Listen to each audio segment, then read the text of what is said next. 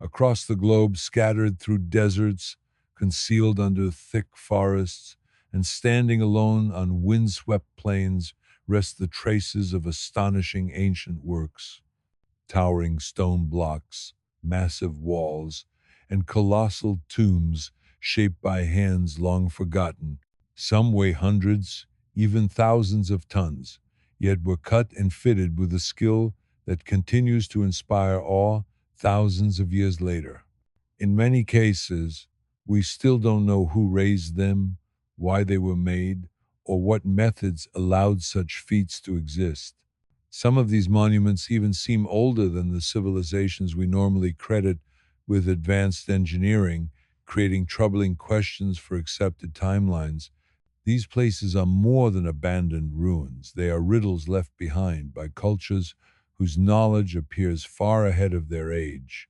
But another piece of this mystery surfaces again and again in humanity's oldest tales, the story of a world-shaping flood. From Mesopotamia's Epic of Gilgamesh, where gods unleash waters to destroy humankind, to the Hopi of North America describing waves that cleansed a corrupted world, the theme echoes across continents. Ancient Chinese myths recall massive floods reshaping the land, while Aboriginal traditions in Australia tell of seas rising and splitting their ancestral territories.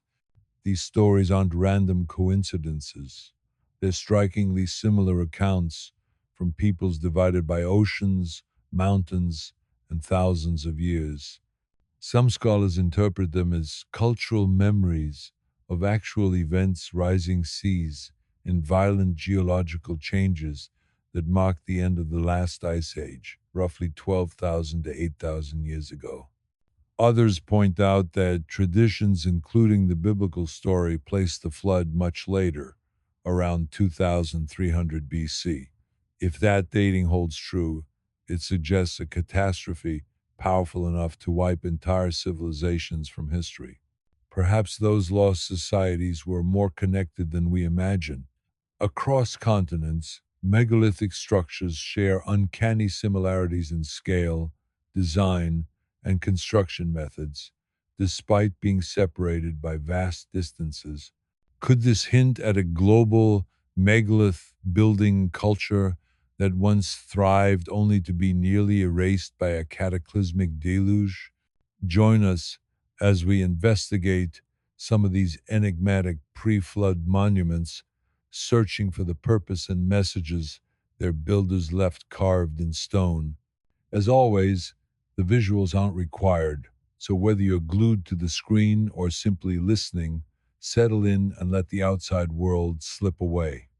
Together, we'll explore whether these walls, tombs, monuments, and carvings are not just remnants, but final messages from advanced societies swept away by a world-altering disaster.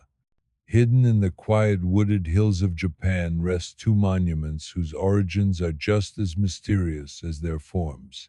These unusual structures, the Ishino Hoden and the Masuda no Iwafune, stand as some of Japan's most puzzling megalithic enigmas.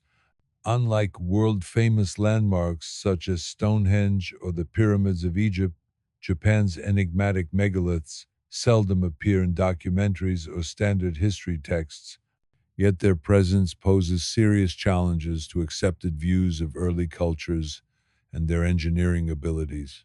Let's begin with the striking Ishino-Hoden, sometimes referred to as the floating stone of Hyogo Prefecture. At first sight, this giant block of granite instantly draws attention. It appears almost weightless, as if defying gravity. Resting above a small pond, the monolith creates the uncanny impression of hovering gently over the water. The stone itself is enormous, about 6.4 meters long, 5.7 meters wide, and 5.45 meters tall. Its weight is estimated at nearly 500 tons. To put that into perspective, this single megalith weighs about the same as three fully loaded jumbo jets. Despite its size, the stone is balanced on a narrow central support, cleverly hidden by the surrounding pool, giving it an almost impossible elegance.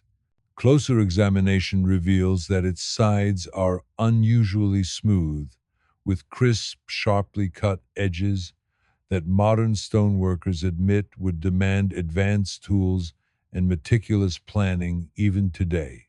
For archaeologists and historians, the Ishinahoden remains a puzzle. How could ancient builders, supposedly limited to primitive tools, carve and balance a monolith of this magnitude? No inscriptions, tools, or cultural records survive to explain its intended role or who created it. Local traditions add another layer of mystery. Folklore handed down through the centuries claims the stone was not made by ordinary humans. Instead, it was said to have been shaped by divine beings or powerful spirits who descended from the heavens, using otherworldly abilities to fashion the monument. While these stories sound mythical, they spark intriguing questions. Could such legends preserve faint echoes of a forgotten culture with far greater knowledge than history recognizes? Not far from this site lies another striking monument, the Masuda no Iwafune, often called the rock ship of Asuka in Nara Prefecture. This massive granite block, carved into a bold and unusual shape, continues to confound researchers. Measuring roughly 11 meters in length, 8 meters across, and nearly 5 meters high, it dominates the otherwise peaceful countryside. The reason it was carved remains an unsolved riddle. Unlike monuments elsewhere in the world, which are commonly linked to burials, temples, or astronomical uses, this colossal rock ship resists clear interpretation. Its surface features deliberate cuts, rectangular depressions, and symmetrical channels that suggest purposeful design. Some propose they were functional, perhaps part of a larger construction now lost to time. Others believe they served symbolic or ritual roles. Yet none of these explanations have solid archaeological proof.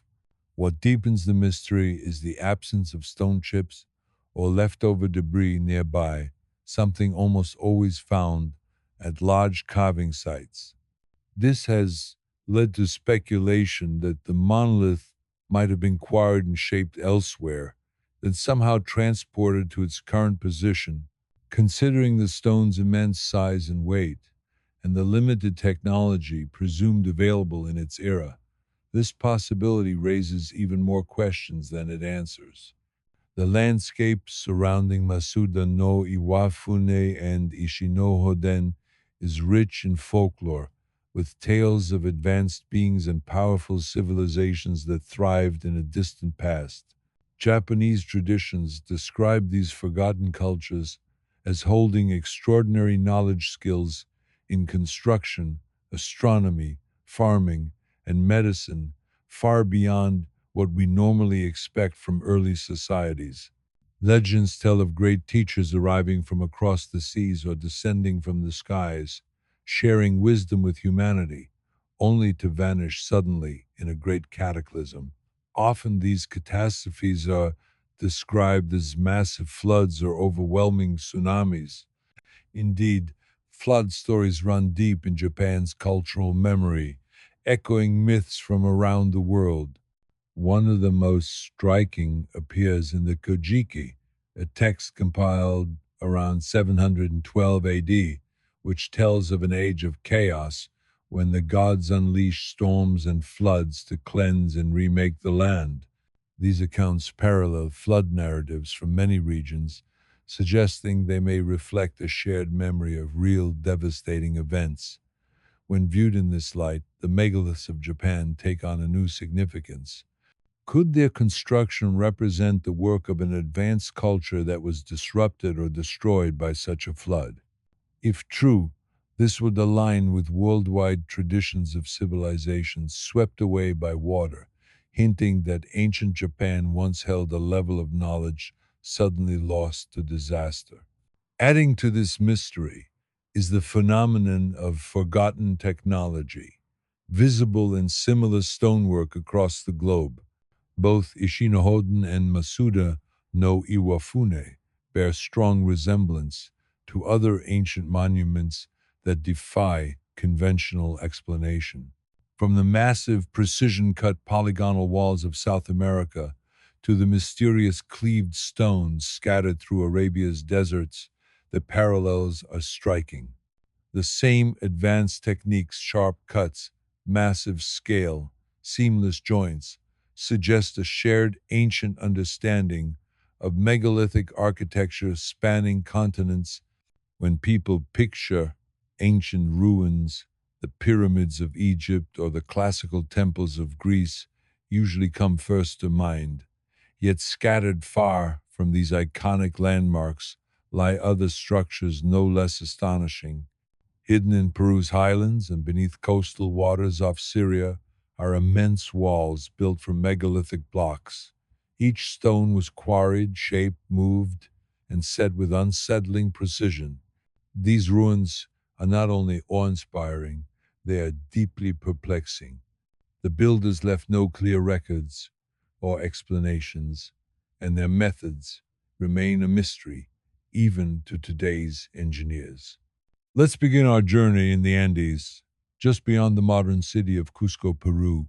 Here rises the ancient fortress of Sacsayhuaman, a sprawling stone complex that may date back hundreds or even thousands of years. At first glance, its scale is easy to underestimate, but approach the walls and the true wonder comes into view. The fortress is built from massive limestone blocks, some weighing over 200 tons, the equivalent of about 120 average cars. What astonishes researchers isn't only the size of the stones, but the precision with which they fit together. No mortar binds them, yet the joints are so exact that not even a sheet of paper can slide into the seams. Even more remarkable, the walls bend and curve, flowing gracefully with the hillside, as though the stones were molded rather than carved. Some of the stones at Sacsayhuaman feature up to a dozen individual angles, each carved to match its neighbors with astonishing precision. Standing before these megaliths, it's impossible not to wonder how ancient builders, supposedly limited to bronze chisels and stone hammers, could create work that challenges even today's machines. Scholars agree that moving and placing stones of this size required immense coordination and strength. Yet when pressed for the exact methods, many seasoned archaeologists admit the process remains something of an enigma. Local traditions offer their own explanations, tales of giants wielding immense power, or stories of cultures who discovered ways to make stone lighter or softer, allowing them to align the blocks with ease. A few hundred kilometers northwest of Sacsayhuaman lies another extraordinary site in Peru's Sacred Valley, Ollantaytambo. Here stands the famed Wall of the Six Monoliths, a striking example of ancient stonework. Six towering granite blocks rise side by side, each carved from a single massive piece of stone weighing as much as 50 tons. Their alignment and precision once again demonstrate a level of craftsmanship that defies expectations of the era. But what makes the site even more puzzling is that these blocks were not quarried locally. Geological studies trace their origins to a quarry situated on a distant mountain roughly 7 kilometers away, across steep valleys and rivers. Transporting each monolith from quarry to site would have required lowering them down rugged slopes, dragging them across difficult terrain, and then hauling them uphill to their final position, a task that would strain even today's advanced machinery and logistics. How the builders of Ollantaytambo accomplished this feat is still hotly debated.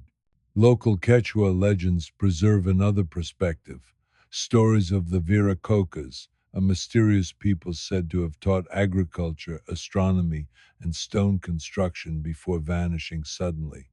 According to these traditions, the great blocks were moved by methods unknown to us, perhaps even supernatural in nature.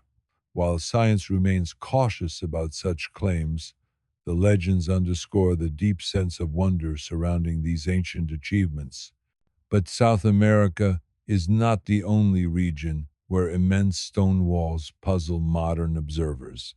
Across the world, off the Mediterranean coast of Syria, lies the ancient island city of Arwad, known as one of the earliest continually inhabited settlements, with roots stretching back more than 4,000 years to Phoenician times.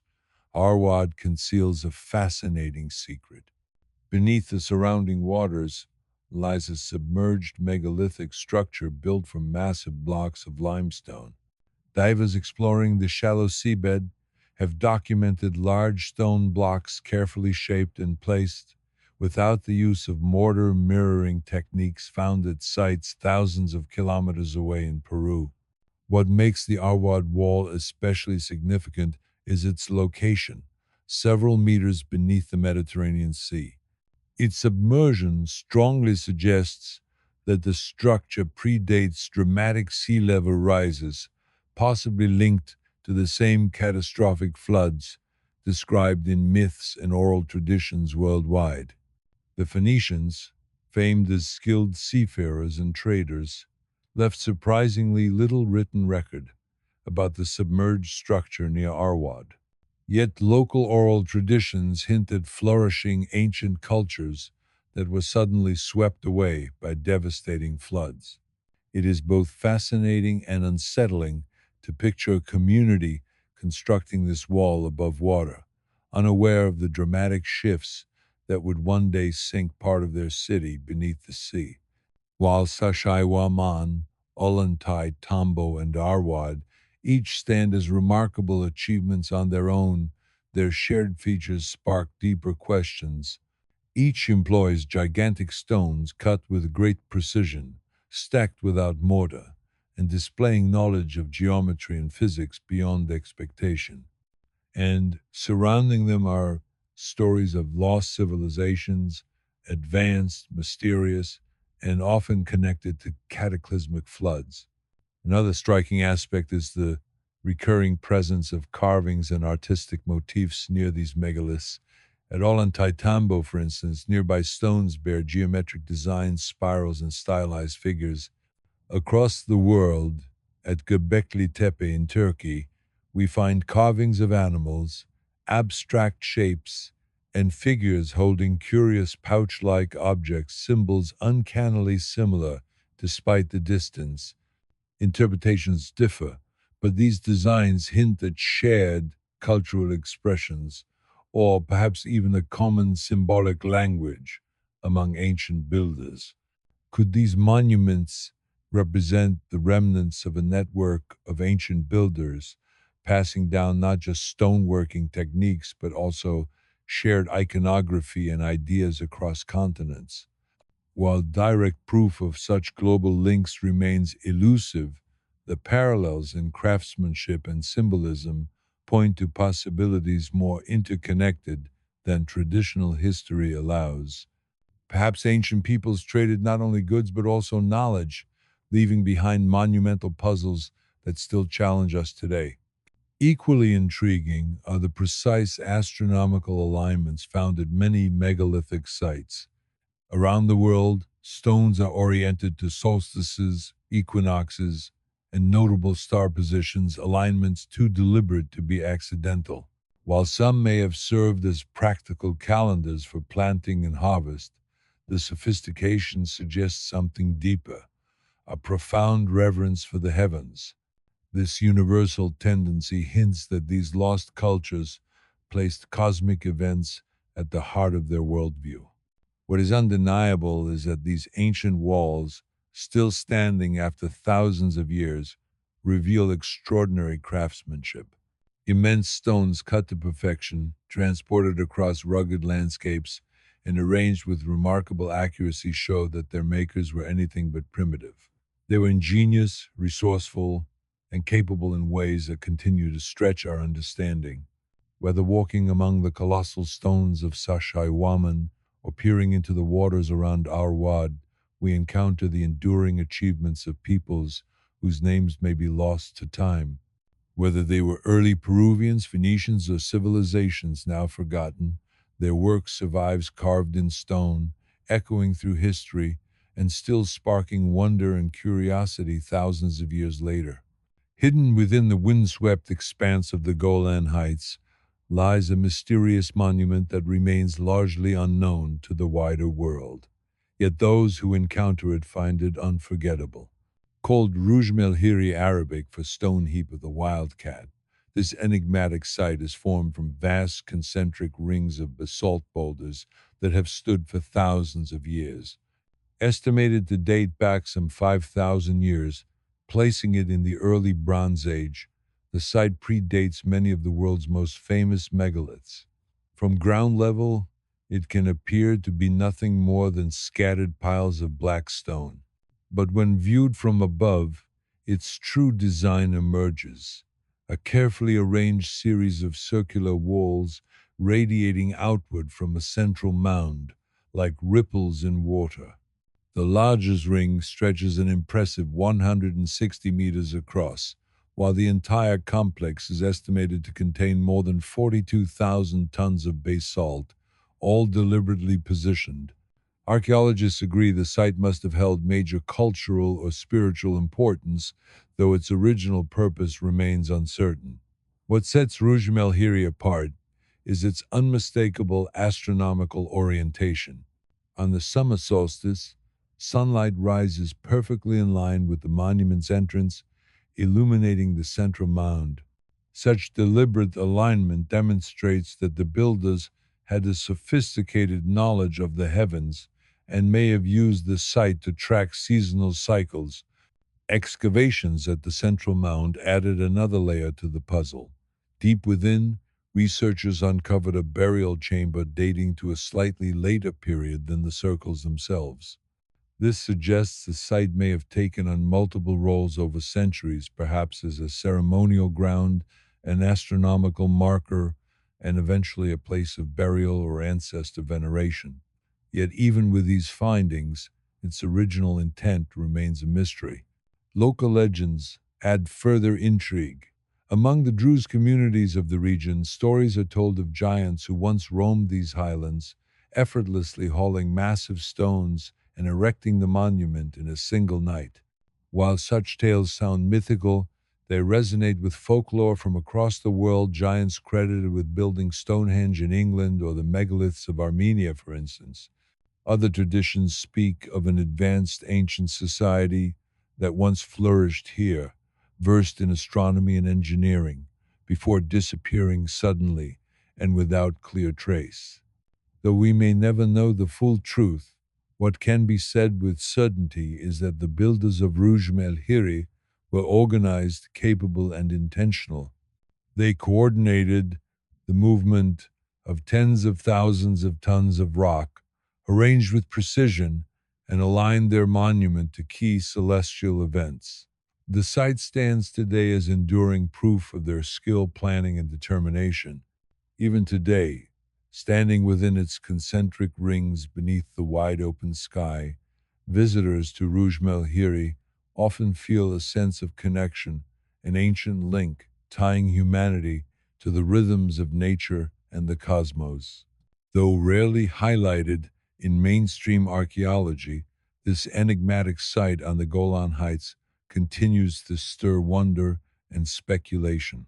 Whether shaped by skilled astronomers, forgotten cultures, or the giants of legend, the stone circles remain a silent reminder of mysteries still buried in our collective past.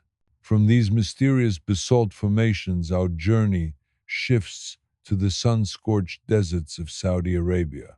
Here, amidst endless dunes and blinding sunlight, stands one of the most unusual natural wonders on earth, Al-Nasla. At first sight, the Al-Nasla formation appears almost unreal, like a sculpture crafted with intention rather than a product of nature. Two massive sandstone boulders rest side by side, divided by a razor-straight vertical line that resembles the work of a precision tool. Each half is perfectly balanced on a small natural base, creating an appearance that seems to defy gravity. What captures immediate attention is the sheer sharpness of the split, a perfectly straight fracture several meters high, so clean it seems man-made. Even experienced geologists, familiar with countless examples of erosion and weathering, often marvel at the uncanny precision of this divide. Scientific proposals suggest natural causes such as earthquakes, shifting pressures within the rock, or long-term erosion by wind and sand. Yet, none of these explanations fully satisfy because the split is simply too exact, too symmetrical, to be dismissed without question. Adding to its intrigue are the petroglyphs carved into the sandstone's surface. These ancient etchings, thousands of years old, depict animals, human figures, and symbolic shapes, offering rare glimpses into the lives of early desert cultures. But do these carvings hold a direct connection to the split stone itself? Some researchers wonder whether the same people who left the petroglyphs might also have influenced or even created the mysterious division. If so, it raises profound questions about what kind of tools or knowledge they possessed. According to conventional history, the societies that once lived in this region relied only on simple implements: stone and bronze chisels, hammers, and levers.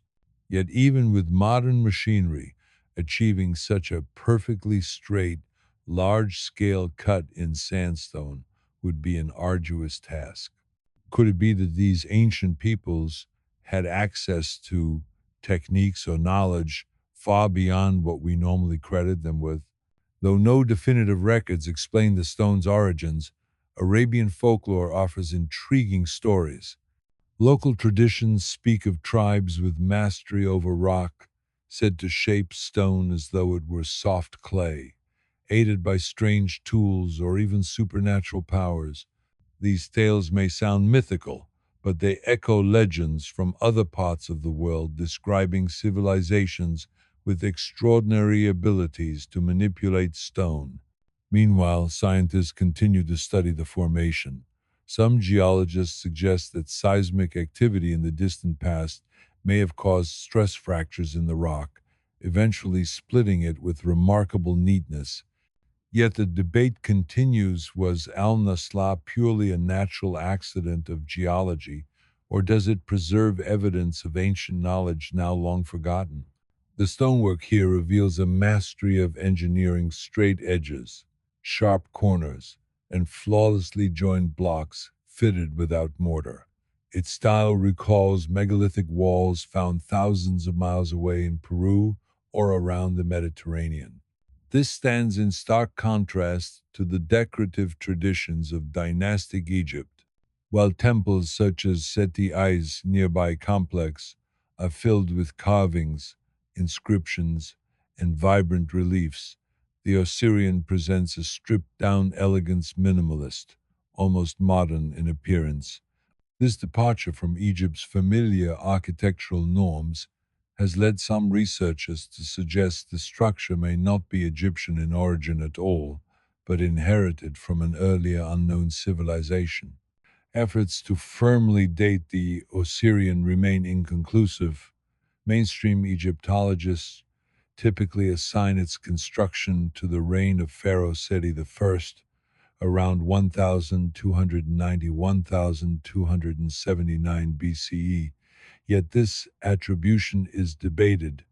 Alternative researchers argue it could be thousands of years older, pointing to its uncharacteristic design, its unique building methods, and the evidence of heavy water erosion on its granite blocks.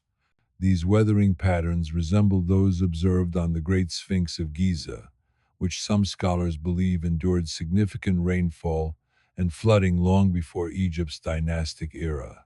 If correct, this would imply the Osirians' origins reach back to a period when the region's climate was vastly different.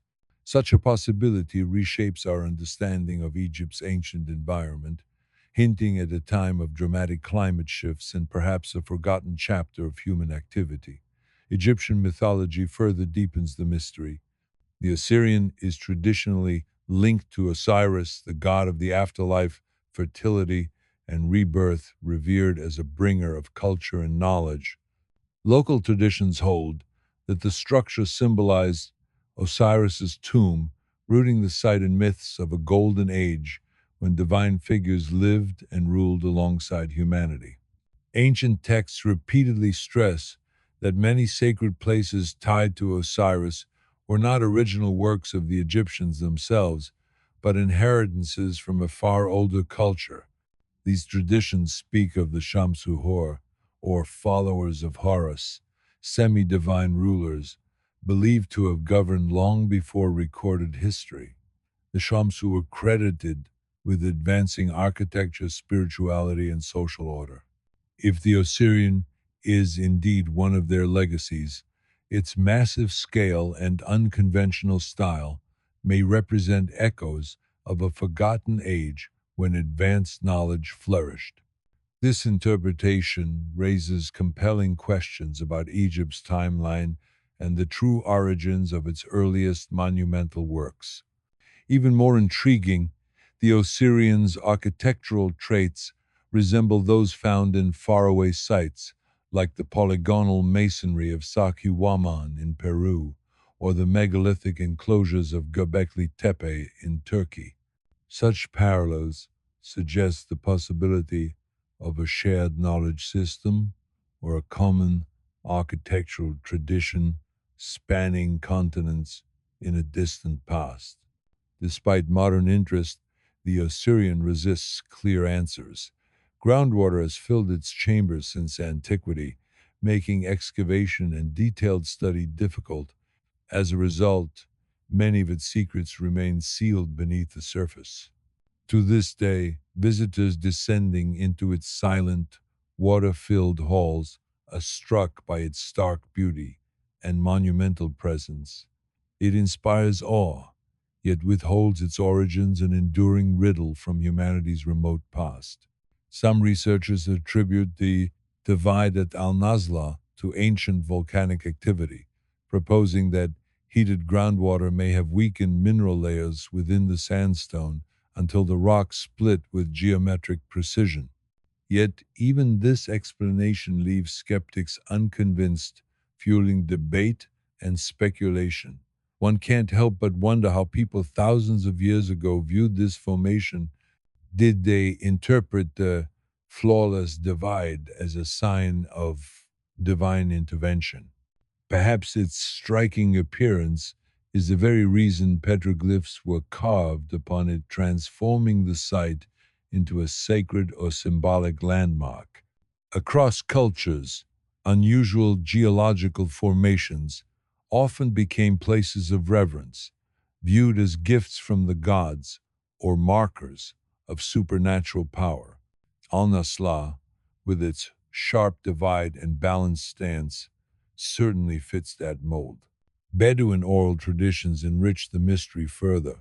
Passed down through generations, stories speak of an ancient age when master builders or otherworldly beings roamed these deserts, leaving behind monuments and signs of their passing. In this context, the split boulder might not just be a natural oddity, but a deliberate monument, its original meaning now lost in the mists of time. Whether a natural fracture, an ancient human achievement, or something in between, the formation continues to fascinate. Travelers, historians, and scientists alike make the trek across the desert to marvel at Al-Nasla's clean-cut stones. Its sculpted elegance and unresolved origins ensure it remains a subject of lively debate and endless wonder. Perhaps future research will finally reveal the truth behind its creation. Until then, Al-Nasla endures as a silent enigma, an ancient riddle carved into stone, inviting all who stand before it to imagine forgotten stories and unseen hands. From Saudi Arabia's deserts, our exploration now turns to Egypt, a land celebrated for its monumental achievements, yet still holding lesser-known mysteries. Behind the Temple of Seti, one at Abydos, lies one such site, the Osirian, a subterranean complex that many argue predates even the earliest dynasties. At first glance, the Osirian hardly resembles conventional Egyptian architecture. Tucked partially underground, it feels more like the rediscovery of a civilization lost to time than a structure attached to a well-documented temple. Stepping down into its depths is like passing into a forgotten age, one that may be older than both the pyramids and the Great Sphinx. The Osirian is composed of massive granite pillars arranged symmetrically around a central island, forming a chamber that is partly submerged in water. Each pillar is astonishing in scale, weighing up to 100 tons, cut and placed with impeccable precision. Unlike the ornate hieroglyphics and decorated walls that define most temples in Egypt, the surfaces here are stark and unadorned, smooth, minimalist, and strangely austere.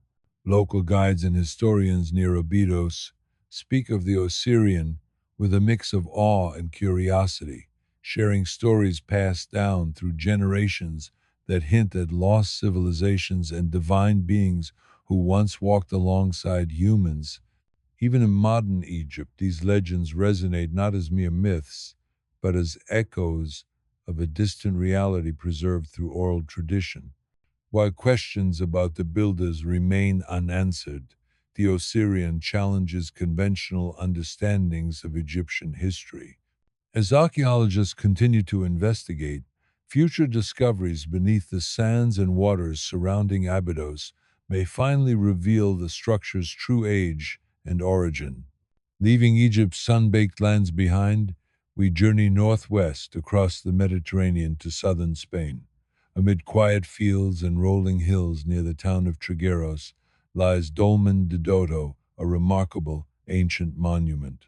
Constructed roughly 5,000 years ago, it ranks among Spain's largest and most significant megalithic tombs.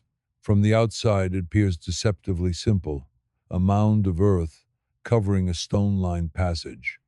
But step inside, and the scale and sophistication become clear. The corridor stretches nearly 21 meters, leading to a central chamber framed by massive upright stones.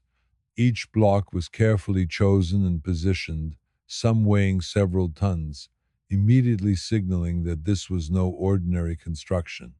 The true wonder emerges in the carvings that adorn the chamber walls. Visitors encounter spirals, abstract motifs, stylized figures, and intricate geometric patterns etched into the stone symbols whose meaning remains enigmatic but deliberate in design. Scholars continue to debate whether these carvings are purely decorative, symbolic, or perhaps maps of sacred sites. One remarkable feature of Dolmen de Dodo is its precise astronomical alignment. The tomb's entrance faces directly east, allowing sunlight during the equinoxes, the 2 days of equal day and night, to penetrate the passage and illuminate the inner chamber and its carvings. This alignment reflects deep astronomical knowledge, meticulous planning, and the cultural importance placed upon solar cycles. While the exact purpose of this solar alignment remains uncertain, many experts suggest it may have been used for ceremonial or ritual functions, marking seasons, agricultural cycles, or connecting the living to ancestors during key times of the year. From southern Spain, we travel northward across lush landscapes to Ireland, to the serene Boyne Valley. Here sits another megalithic marvel, Newgrange. Constructed around 3200 BCE, it predates both Stonehenge and the Great Pyramid of Giza, offering another glimpse into the ingenuity of ancient builders. At first glance, Newgrange appears as a large grass-covered circular mound. But as one approaches, its complexity becomes apparent. Encircled by massive upright stones, Newgrange features a restored outer wall of white quartz and a perimeter decorated with rounded granite boulders.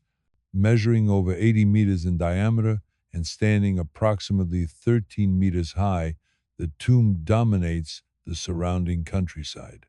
The interior passageway extends nearly 19 meters into the mound, ending in a cruciform chamber with three alcoves, believed to have held ancient remains or ceremonial items. The interior stones are covered with deep carvings, spirals, circles, zigzags, and abstract geometric patterns bearing striking similarities to those at Dolmen de Doto. Such parallels suggest cultural connections across vast distances, hinting at shared symbolism and architectural knowledge spanning thousands of kilometers and centuries. Like Dolmen de Doto, one of Newgrange's most remarkable features is its precise astronomical alignment. Each year during the winter solstice, the shortest day and longest night, a striking phenomenon occurs. At sunrise, a narrow beam of sunlight enters through a carefully positioned opening above the entrance, known as the roof box. This beam gradually travels along the passage, reaching deep into the inner chamber and illuminating it for a brief, breathtaking moment. For the rest of the year, the chamber remains in darkness, untouched by direct sunlight. This alignment was no accident. It required advanced observation, mathematical calculation, and remarkable engineering skill to position the roof box and chamber with such precision. The winter solstice illumination likely symbolized themes of rebirth, renewal, or the return of light after winter's long darkness, a concept of deep significance to the tomb's builders. Irish folklore adds further fascination. Legends speak of the Tuatha De Danann, a mystical people said to possess extraordinary powers in magic, craftsmanship, and astronomy, capable of creating monumental structures with ease. While mythical, these stories reflect genuine reverence for Newgrange's sophisticated design, underscoring the awe inspired by the site throughout history. Unlike other ancient monuments whose function remains debated, most archaeologists agree that Newgrange served primarily as a tomb or ceremonial space designed to connect the living with their ancestors during key cosmic events. Today, thousands of visitors travel each year to witness the winter solstice sunrise, experiencing the alignment just as the original builders intended. Both Dolmen de Doto in Spain and Newgrange in Ireland demonstrate the extraordinary planning and expertise of ancient societies. Despite being separated by geography and culture, their builders shared remarkable practices, precise astronomical orientation, intricate stone carvings, and massive megalithic construction. Though the full motivations behind these sites may never be known, they speak volumes about the ingenuity, creativity, and vision of their creators. Whether illuminated by the equinox sunrise in Spain or the winter solstice in Ireland, these monuments reveal humanity's enduring fascination with celestial events and its desire to build structures that transcend generations.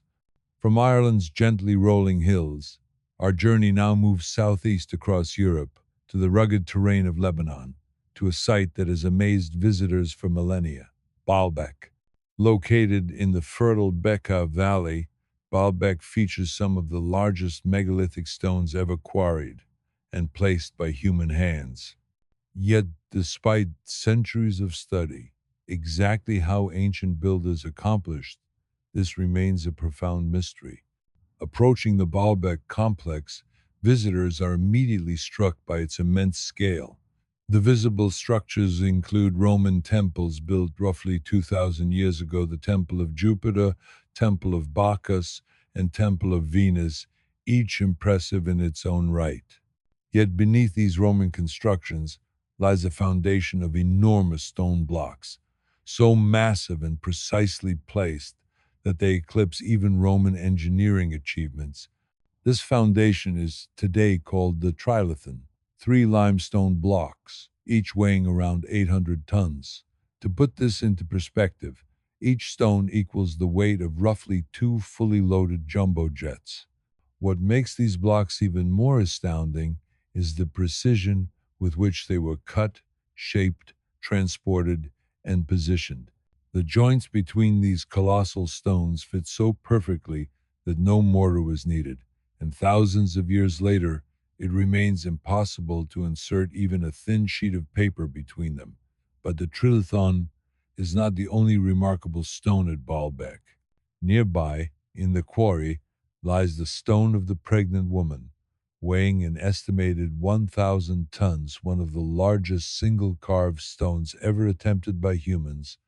Imagining how such a block might have been moved or positioned leaves even modern engineers baffled. Despite today's cranes and heavy machinery, transporting and precisely placing stones of this magnitude would be an extraordinary challenge. This raises a profound question. How did ancient builders, equipped with only basic tools and rudimentary machines, manage such a feat? The quarry supplying the stone sits nearly a kilometer from the temple site, meaning these massive blocks had to be lifted, moved across uneven terrain, and positioned with remarkable accuracy. Over decades, historians and archaeologists have proposed various methods. Some suggest the use of rollers, ramps, ropes, and thousands of laborers to slowly maneuver the stones. Others argue these techniques would be physically impractical given the weight and dimensions of the blocks. Even modern experiments attempting to replicate the process with ancient tools encounter major challenges, including friction, uneven terrain, and manpower limitations. Local Lebanese folklore offers a more colorful explanation. Tales passed down through generations describe enormous beings, giants who once roamed the valley, possessing immense strength and special powers. According to legend, these giants could effortlessly lift and place the stones, assembling the foundations and walls as easily as stacking blocks. While such stories may sound fantastical today, ancient peoples accepted them as historical truths, and myths of giant builders appear in cultures around the world. In Lebanon, these colossal figures are described as semi-divine ancestors or legendary heroes who shaped the landscape and left their mark in monumental architecture. Historical accounts from Greek and Roman visitors add further intrigue. Writing around the 1st century AD, Roman historian Pliny the Elder marveled at Baalbek's enormous stones, attributing their construction to unknown peoples or mythic figures from the distant past. While Roman engineers were masters of masonry, their typical methods relied on smaller stones and mortar. The immense stones at Baalbek clearly predate the Romans, who later built their temples atop these enduring pre-existing foundations, evidently recognizing their stability and strength. Yet the Romans left no clear records explaining who originally built the massive megalithic platform beneath their temples. Current archaeological consensus attributes Baalbek's trilithon stones to earlier Phoenician or Canaanite civilizations, possibly dating back 3,000 to 4,000 years. However, according to historical records, these societies had only relatively simple technology and lacked advanced engineering tools. This raises a puzzling question. How were such enormous stones moved and placed with such precision if neither the Romans nor earlier documented civilizations had the capacity to manipulate these colossal blocks? Who did? Today, visitors to Baalbek are still struck by the sheer scale and craftsmanship of the site. Tourists and scholars alike wander among the stones, marveling at their size and precision. Archaeologists and engineers continue to study the site, seeking clues or modern techniques that might explain how these extraordinary feats were achieved. Meanwhile, the local community proudly preserves this heritage. Lebanese guides recount the ancient legends of giants with a mix of humor and reverence, keeping the stories alive while honoring the mystery of the site. Further intrigue comes from the stone's exceptional precision.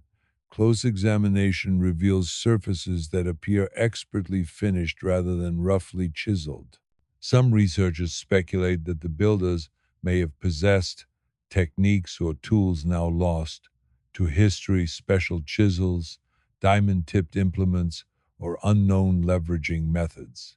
Yet, no definitive tools or artifacts have been found to confirm this. What remains indisputable is that whoever constructed Baalbek's foundational stones had extraordinary knowledge of stonework and impressive organizational skill. Planning, shaping, transporting, and accurately placing each massive block would have required coordinated teams, expert understanding of physics and engineering, and, if local legends are given any credence, perhaps exceptional physical strength. The immense scale, precision, and enduring mystery of Baalbek's megaliths continue to captivate imagination. They stand as a testament to human or perhaps superhuman ingenuity, skill, and ambition.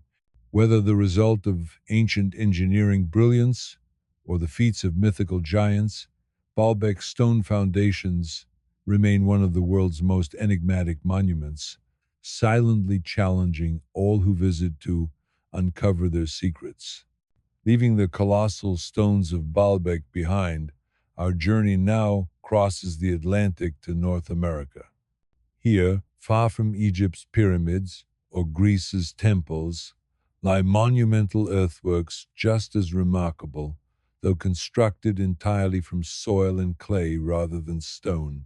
These extraordinary creations of North America's ancient peoples are known simply as the earth mounds, testifying to another form of monumental achievement in prehistoric human history.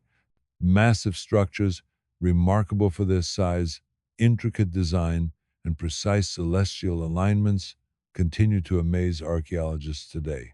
Among the most extraordinary is Ohio's Serpent Mound, stretching over 400 meters.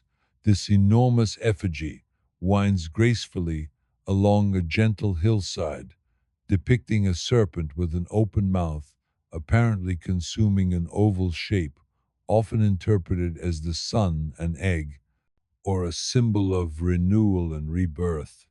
Constructed by carefully shaping earth and clay, Serpent Mound remains one of the largest effigy mounds in the world, impressive in both scale and detail.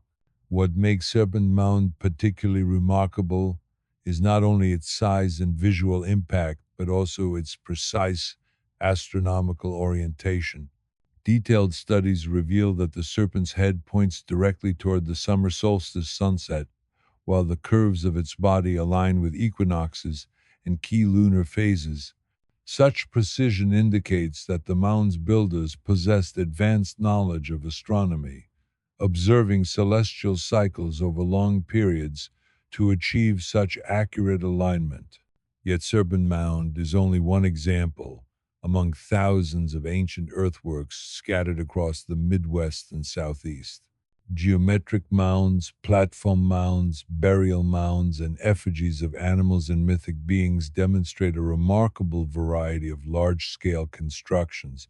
Cahokia in Illinois stands out as another extraordinary example. Once a sprawling city home to tens of thousands over a millennium ago, Cahokia features Monk's Mound, the largest platform mound in North America. Rising nearly 30 meters and covering over 14 acres, it surpasses many modern buildings in scale. The city's planners aligned streets, plazas, and mounds with celestial events, integrating urban design with the rhythms of the sun, moon, and stars. Similarly, the Newark earthworks in Ohio highlight the advanced knowledge of astronomy possessed by the Hopewell culture. Originally spanning 4 square miles, this complex contained precisely constructed circles and octagons aligned to the lunar cycle, capable of tracking the moon's movements over an 18.6-year period. Such feats required careful observation and planning across multiple generations. How these ancient North American societies developed such sophisticated knowledge of astronomy and engineering remains a fascinating question. Indigenous oral traditions provide valuable insight. Many native communities preserve stories of advanced ancestors who possess deep understanding of celestial patterns, construction techniques, and spiritual principles. These teachings describe previous peoples who passed down sacred knowledge, including methods to build monumental earthworks aligned to the sun, moon, and stars. Tribes such as the Cherokee, Shawnee, and others recount ancestors who created earthworks as ceremonial or spiritual landmarks, emphasizing harmony between the land, sky, and human activity. These oral histories illustrate a profound connection to nature, passed down through generations via rituals, storytelling, and careful observation of celestial cycles, underscoring the sophistication and cultural significance of North America's ancient monumental constructions. One fascinating aspect of these indigenous narratives is the consistent portrayal of earlier peoples who seemingly disappeared or relocated, leaving only their monumental earthworks as silent testaments to their existence. These accounts suggest a continuity of knowledge carefully preserved through oral traditions, even after the original builders were gone. Archaeological studies rarely uncover written records for these mound building cultures, so researchers rely on careful analysis of artifacts, construction methods, and astronomical alignments to reconstruct the lives and practices of these ancient communities. Despite their impressive engineering and precise observation of celestial patterns, these societies conveyed knowledge entirely through memory, ritual, and storytelling. Today, these earthworks remain deeply significant to Native American tribes, who continue to treat them as sacred sites connecting past, present, and future generations. Local communities often play a central role in preserving, interpreting, and protecting these monuments, ensuring the continuity of cultural and spiritual traditions associated with them. Visitors to Serpent Mound, Cahokia, or the Newark earthworks often feel a profound sense of awe, imagining the ancient gatherings and rituals centered around solstices, equinoxes, and lunar cycles. While archaeologists and astronomers continue to marvel at the sophisticated alignments and engineering involved, these earthen monuments also serve as enduring reminders of humanity's long-standing desire to engage with celestial phenomena. The North American earth mounds, built entirely from soil rather than stone, stand as timeless symbols of observation, ingenuity, and cultural depth, silent yet powerful, still preserving secrets beneath their grassy surfaces. From the green expanses of North America, we now travel south to the rugged highlands of Peru. Overlooking the deep blue waters of Lake Umayo, near Puno, one encounters Sillustani, one of South America's most enigmatic archaeological sites. Famous for its towering stone structures called Chulpas, this site commands attention in the windswept landscape. These cylindrical towers, built from massive, finely cut stones, rise nearly 12 meters in height. Carefully shaped and assembled into precise circular formations, they immediately convey that extraordinary skill was involved in their construction. Approaching the site, it quickly becomes clear these are far more than simple ruins. The craftsmanship is exceptional. The stones are smooth, expertly shaped, and fit tightly together without mortar, reminiscent of other advanced ancient sites such as Sakayan or Ollantaytambo. The precision achieved at Sillustani rivals that of some of the most sophisticated masonry from anywhere in the ancient world. Yet these impressive towers were not merely monuments, they also served as burial sites for high-ranking leaders or priests. Inside many chalpas, archaeologists have found mummies carefully wrapped in fetal positions, accompanied by offerings such as pottery, food, and valuable items intended to accompany the deceased into the afterlife. The question remains, why were these burial towers constructed with such meticulous care and precision? One particularly remarkable feature is their unique architectural technique. Unlike simple stacked stone structures, The Chulpas incorporate massive carved blocks positioned with a slight inward taper, a deliberate choice that enhanced stability and allowed these towers to endure centuries of earthquakes and harsh weather. This demonstrates the builder's sophisticated understanding of engineering and structural principles. Local indigenous traditions add an intriguing layer to Sillustani's story. According to legends passed down through generations, these impressive stone towers were not built solely by ordinary humans. Instead, the tales speak of ancient giants known as the Gentiles, a powerful civilization that once inhabited the highlands. Described as taller, stronger, and far more knowledgeable than ordinary people of the time, these beings supposedly constructed the Chulpas with ease, lifting massive stones into place effortlessly. While stories of giants may seem fantastical today, they appear consistently across Andean oral traditions, hinting at a collective memory of extraordinary predecessors. The idea of a vanished, advanced people resonates strongly across Andean cultures. Many indigenous groups in Peru, including the Quechua and Aymara, tell of ancestors with extraordinary capabilities whose civilizations abruptly disappeared, often after catastrophic events described as massive floods or other natural disasters. Archaeological research around Lake Umayo offers intriguing support for these stories.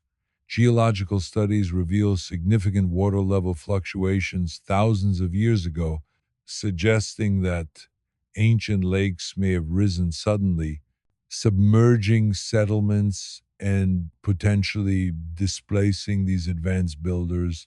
Could such events explain why only their enigmatic chulpas remain? Beyond flood myths and oral traditions, the towers themselves continue to captivate researchers. Studies reveal sophisticated ventilation and drainage systems within the chulpas, designed to maintain conditions ideal for preserving human remains. These carefully engineered features demonstrate deliberate, thoughtful construction and a deep understanding of materials, environmental factors, and engineering principles. The Chulpa's durability is equally remarkable. Centuries of high altitude winds, seismic activity, and harsh weather have left these towers largely intact, a testament to the extraordinary skills of their builders. Today, visitors wandering among the towering stones of Sillustani can feel a palpable connection to the vanished civilization that created them, standing in silent awe at structures that embody both technical mastery and profound cultural significance. Set against the stark beauty of Lake Umayo's shores, the Chulpas remain enduring monuments to a people whose stories survive only through legend and their remarkably resilient architecture. Modern archaeology continues to explore Sillustani's secrets, and future discoveries may one day reveal more about the builders and their fate. For now, these striking cylindrical towers silently invite curiosity, standing watch over the ancient landscape and reminding us of how much of human history remains patiently waiting to be uncovered. From the high Andes, we journey far across the Pacific to the lush, ancient landscapes of eastern China. Hidden beneath the calm countryside of Xinjiang province, near the village of Longyu, lies a series of astonishing underground chambers, discovered only recently. Known today as the Longyu Caves, these subterranean halls represent one of China's greatest archaeological puzzles, both for their immense scale and because no historical records mention their creation. The Longyu Caves were accidentally uncovered in 1992 when local villagers drained what they believed were natural ponds. To their astonishment, they discovered enormous, intricately carved chambers hidden just beneath the surface. Since that initial discovery, at least 24 caves have been identified, each carefully excavated into solid siltstone. Yet even now, The full extent of the network remains uncertain, and the original purpose, builders, and methods continue to elude modern understanding. These local tales describe a people with extraordinary skill and knowledge, capable of shaping stone with precision and creating vast underground networks hidden from the world above. Some legends even hint at mysterious, almost supernatural abilities, suggesting that the builders could manipulate materials in ways ordinary humans could not. While folkloric, these stories underscore a recurring theme in human history, the awe inspired by feats of engineering so advanced they seem beyond the reach of contemporary technology. Adding to the mystery, the Longyu caves appear to share architectural and symbolic similarities with other ancient subterranean or megalithic sites across the globe. From the Chulpas of Peru to the Osiran in Egypt, researchers note recurring features: precise stone cutting, carefully planned chambers, and possible ritualistic or ceremonial design elements. Could this suggest a shared knowledge, lost over millennia, or independent yet parallel developments in human ingenuity? One striking feature within some Longyu chambers is the arrangement of massive pillars in geometric patterns, often forming circles or concentric layouts. Such layouts recall similar designs in megalithic temples and tombs worldwide, hinting that geometry and spatial planning held symbolic as well as structural significance. In certain chambers, grooves carved into stone align in ways that some researchers speculate may have astronomical or calendrical purposes, though this remains largely unproven. The acoustic phenomena within these caves further fuel speculation. In some chambers, even the slightest whisper carries clearly across the room, while in others, tonal vibrations seem to amplify naturally, creating harmonic effects. Such precise acoustic properties would require careful observation and deliberate design, suggesting that sound may have been integral to rituals or ceremonies performed within the caves. Could these have been sanctuaries of worship, meditation, or initiation where auditory effects enhance spiritual experiences? Yet, despite these remarkable observations, the Longyu caves continue to defy definitive explanation. No tools, inscriptions, or datable artifacts have been found, and modern research remains limited due to the challenges of excavation and preservation. Visitors walking through the chambers today are struck by a combination of grandeur and enigma, a sense of encountering a civilization whose methods, intentions, and identity are entirely lost to time.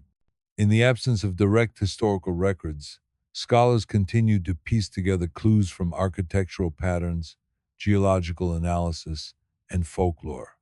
The possibility remains that these caves represent the work of a long lost civilization, perhaps one whose knowledge of stonework, acoustics, and ceremonial design exceeded that of contemporaneous cultures. Some researchers suggest that the Rapa Nui may have used a system of wooden sledges, rollers, and ropes to walk the statues upright, rocking them forward step by step. Others propose that the Moai were moved horizontally on log rails or dragged on specially constructed paths. Each theory, however, encounters practical difficulties given the Moai's immense weight, uneven terrain, and limited resources available on the island. Adding to the mystery are local oral traditions passed down by Rapa Nui elders. These stories speak of the Moai walking to their platforms, animated by the mana or spiritual energy of the island's ancestors.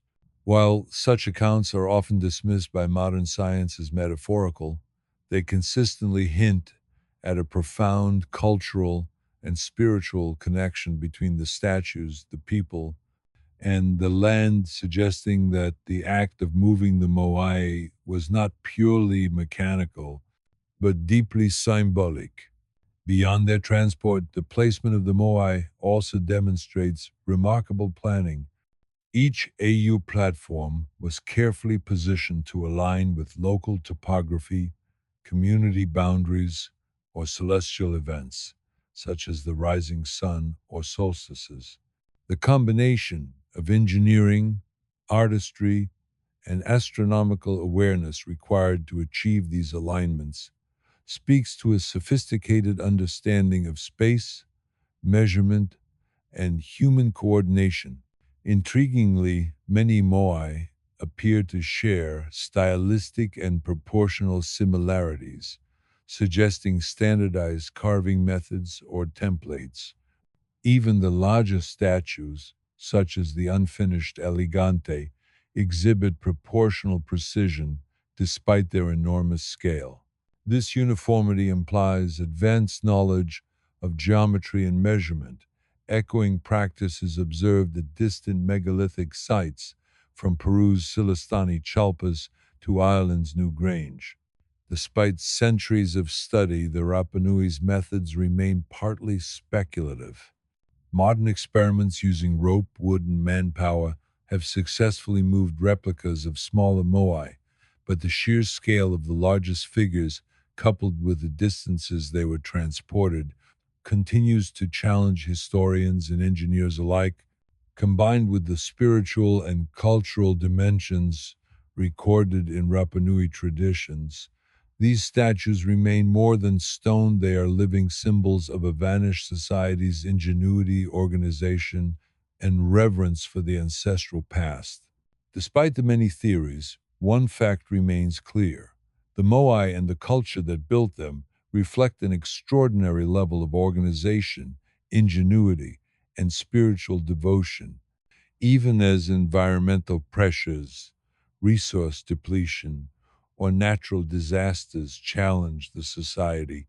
The island has created monuments of immense scale and sophistication, leaving behind a legacy that continues to intrigue the modern world. The Moai themselves, now scattered across the island or standing in solemn rows on ceremonial ahu platforms, serve as silent witnesses to both human creativity and fragility. Their imposing presence reminds visitors that even isolated societies with limited resources and geographic constraints could achieve monumental feats. Every statue, each unique in size and expression, represents not only an individual ancestor or leader, but also a collective effort, a society capable of long-term planning and complex engineering. Interestingly, modern experiments with scaled replicas have demonstrated that moving a moai upright by rocking it side to side is not only feasible but surprisingly efficient. This lends some credence to the walking statues theory, blending engineering insight with the oral traditions describing the moai as animated by spiritual power. Whether through ingenious mechanical techniques, spiritual belief, or a combination of both, the transport of the Moai remains one of humanity's most compelling archaeological puzzles. Easter Island thus offers a microcosm of a broader theme observed across the ancient world: advanced construction, astronomical awareness, and monumental artistry paired with societies that could rise to incredible heights and, in some cases, experience sudden collapse.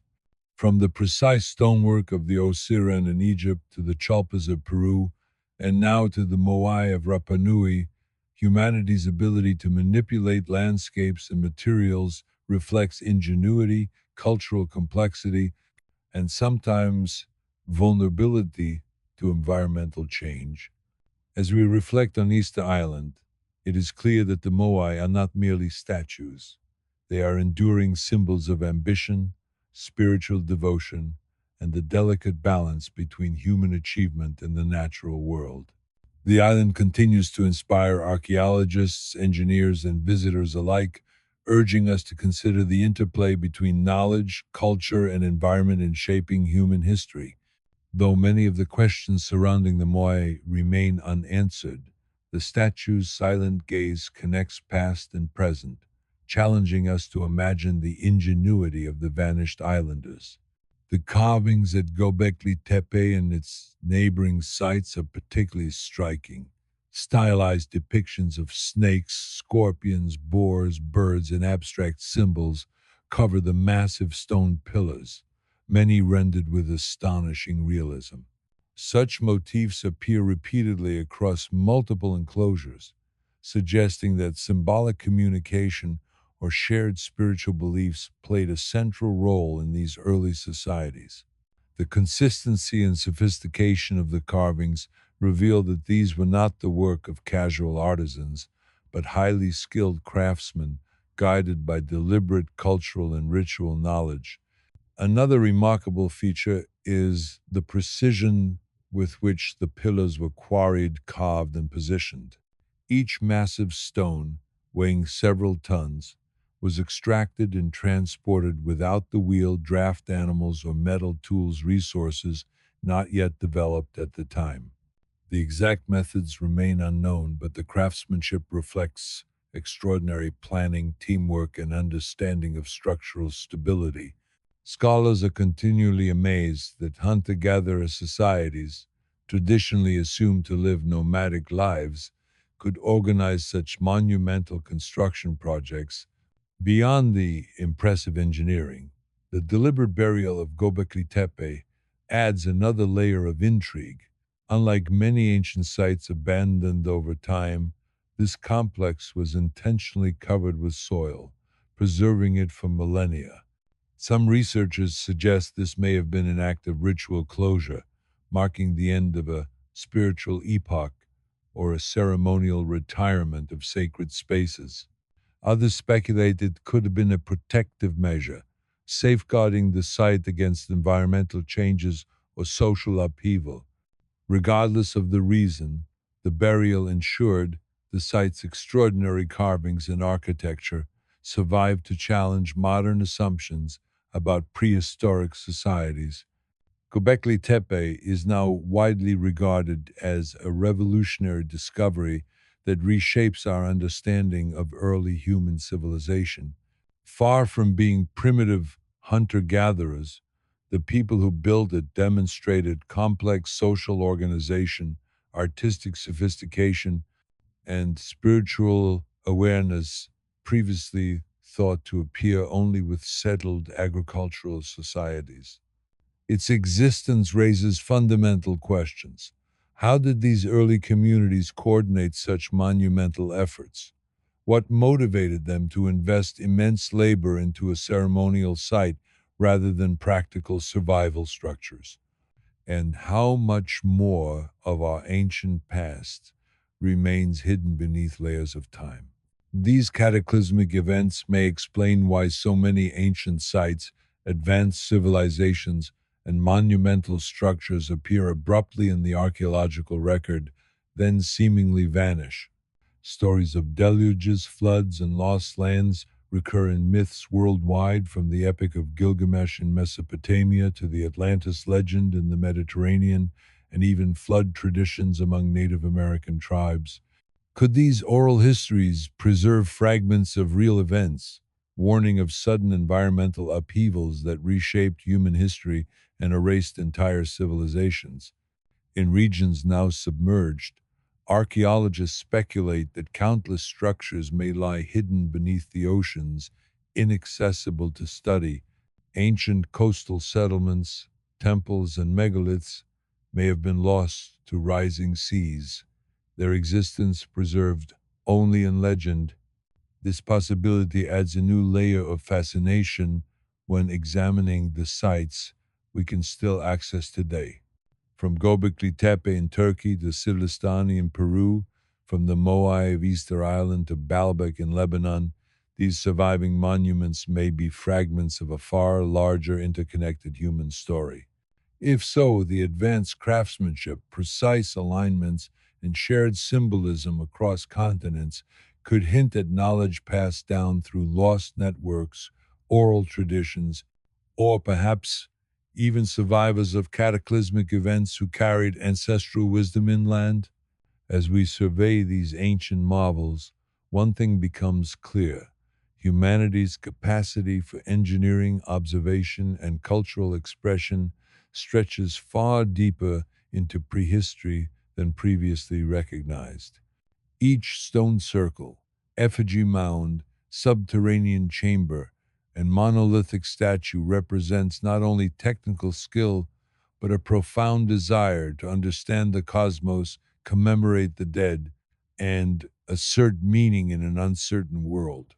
Ultimately, these global monuments, whether carved from stone, built from earth, or tunneled underground, serve as enduring reminders of human ingenuity, perseverance, and spiritual curiosity. They challenge conventional timelines and invite us to reconsider what we know about our ancestors' capabilities. As modern researchers continue to study, excavate, and interpret these sites, each discovery brings us closer to glimpsing the broader narrative of lost civilizations, long forgotten technologies, and the shared threads of human imagination that span continents and millennia. These remarkable achievements suggest that early humans were far more capable, observant, and interconnected than traditional timelines often allow. Whether constructing perfectly aligned stone circles, monumental tombs, subterranean chambers, or colossal statues, ancient peoples left enduring evidence of their knowledge, skill, and ingenuity. Even more striking is the recurrence of shared symbols and architectural techniques across continents, hinting at either widespread communication, common cultural inspiration, or perhaps a collective inheritance from civilizations long lost to time and rising seas. As we trace these scattered remnants from the deserts of Egypt to the mountains of Peru, the plains of North America to the islands of the Pacific, we begin to glimpse a tantalizing possibility that humanity's early history was marked by periods of remarkable sophistication, followed by sudden disruptions caused by catastrophic environmental events. Floods, earthquakes, and climate shifts may have erased entire societies from memory, leaving only myths, monuments, and oral traditions as echoes of their existence. Ultimately, these global sites challenge us to reconsider the story of human civilization. They urge us to look beyond conventional narratives and imagine a more complex past where extraordinary knowledge, architectural mastery, and celestial observation were far older and more widespread than previously recognized. Whether through the perfect astronomical alignments of Newgrange, the megalithic walls of Baalbek, the towering Chulpas of Sillustani, or the hidden Longyu caves, we see repeated evidence of intelligence, planning, and cultural expression that transcends geography and time. Perhaps in time, ongoing archaeological discoveries, underwater explorations, and technological advances in mapping, dating, and analysis will reveal even more about these lost civilizations. Until then, the monuments themselves remain our most compelling testaments, silent, immovable witnesses to human ingenuity and resilience. They remind us that our ancestors, despite living in a world far different from our own, were capable of remarkable feats, creating a legacy that continues to inspire awe, curiosity, and wonder today. Perhaps the greatest value in exploring theories of lost civilizations and global flooding isn't necessarily to prove or disprove them, but to remain open to new discoveries, question assumptions, and embrace the mysteries still hidden within our shared history. Our past is far more complex, interconnected, and fascinating than we've traditionally imagined. The stories uncovered on this journey across continents from Egypt's Osiran to Peru's Chulpas, Easter Island's Moai, and Göbekli Tepe in Turkey invite ongoing curiosity and exploration. They remind us how much remains undiscovered beneath our oceans, sands, forests, and the passage of time itself. We'd love to hear your thoughts. Which site fascinated you the most? Do you believe global flooding truly reshaped ancient civilizations, or do you think another explanation fits better? Share your insights in the comments below. And as always, don't forget to like this video, subscribe, and turn on notifications for more journeys into history's greatest mysteries. Until next time, stay curious.